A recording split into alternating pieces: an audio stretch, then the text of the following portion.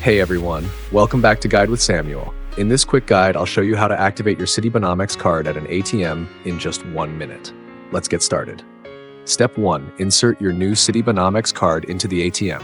Step 2. Choose your language preference if prompted. Step 3. Enter your PIN code carefully. Step 4. Select the option to activate card, activate new card.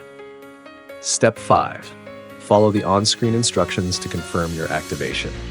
Step 6. Once confirmed, your card will be activated and ready for use.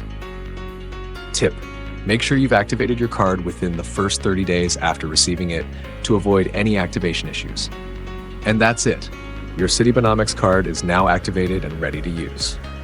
If this guide helped, make sure to like the video and subscribe to Guide with Samuel for more tutorials.